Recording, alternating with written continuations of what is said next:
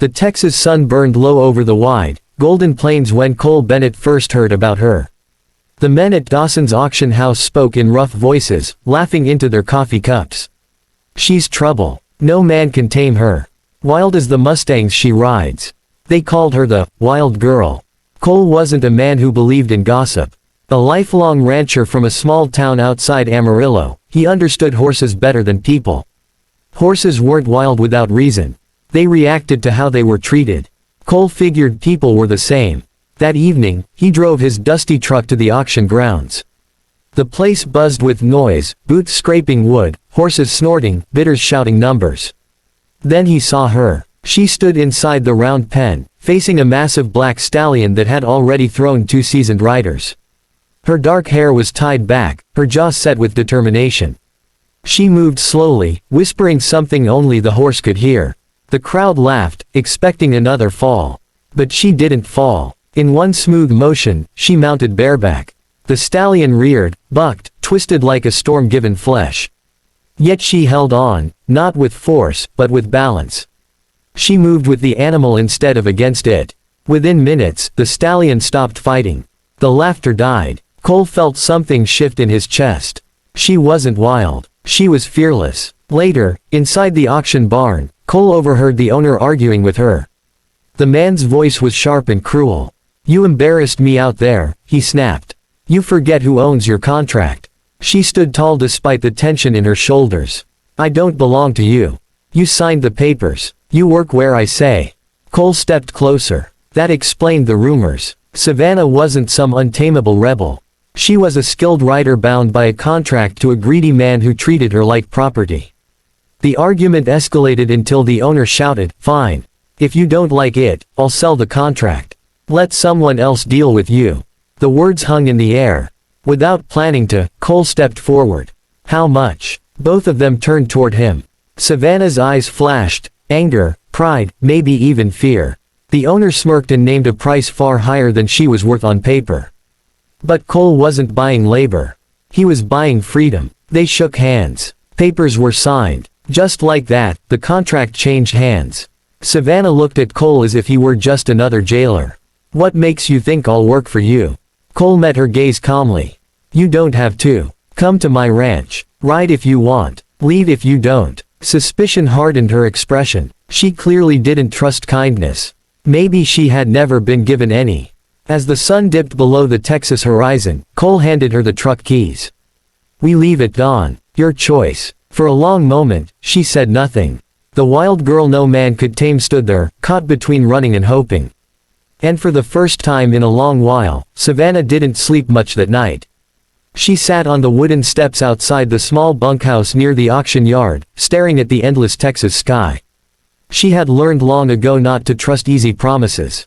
Every kind offer in her past had come with strings attached. Every contract had turned into a cage. At dawn, Cole Bennett's truck engine rumbled to life. Savannah could have walked away. No chains held her. No one was watching. Yet something about the quiet rancher's steady eyes made her pause. He hadn't looked at her like she was property. He had looked at her like she was human. So she climbed into the passenger seat without a word. The drive north felt endless. Dry Texas plains slowly gave way to the rolling fields near Montana. Cole didn't ask questions about her past. He didn't lecture. He simply drove, occasionally pointing out landmarks. Or offering her water. The silence wasn't heavy, it was respectful. When they finally reached his ranch, Savannah expected something harsh and unwelcoming. Instead, she saw open land stretching toward distant mountains, sturdy wooden fences, and horses grazing peacefully. The place felt calm. Cole parked the truck. "You'll stay in the guest cabin," he said. "There's food inside. You can start work tomorrow, or not. Your call." She frowned. "You paid for my contract." "I paid to end it," he replied evenly. "Not to own you." The words unsettled her more than anger would have. The first few days, Savannah kept her guard up. She worked because she didn't know what else to do. Mending fences, cleaning stalls, checking water troughs. Cole never hovered. If she made a mistake, he corrected it quietly. If she succeeded, he simply nodded. No shouting, no insults, just space. One afternoon, dark clouds rolled over the mountains without warning. Wind howled across the fields, rattling the barn doors. The horses grew restless, sensing the storm before it fully struck. A loud crack echoed through the air as lightning split a fence line near the north pasture. One of the younger foals panicked and bolted toward the broken section. Savannah didn't hesitate. She grabbed a saddle but abandoned it halfway, choosing to ride bareback for speed. Rain lashed against her face as she chased after the terrified foal. The ground turned slick beneath the pounding hooves.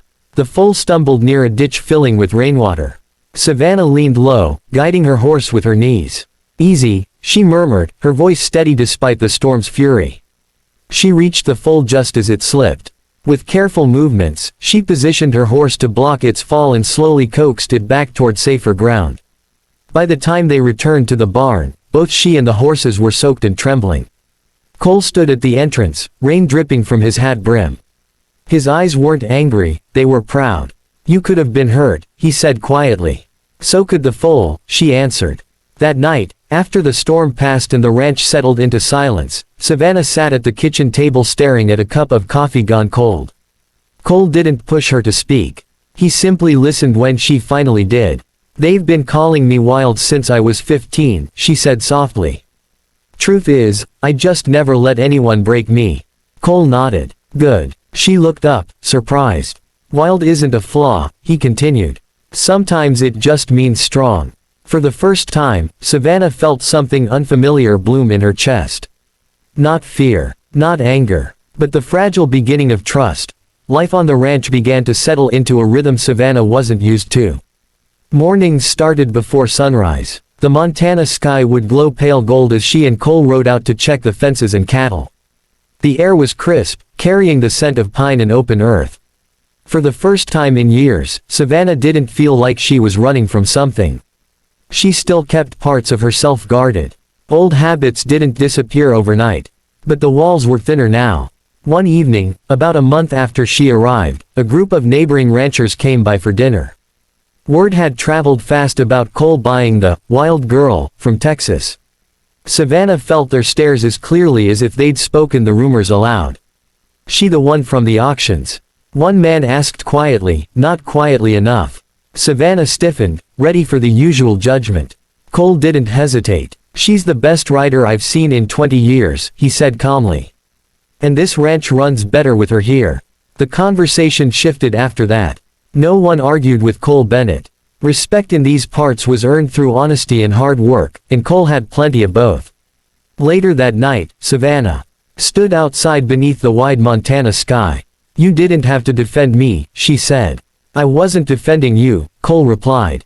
"I was telling the truth." She studied him in the moonlight. There was no pity in his eyes.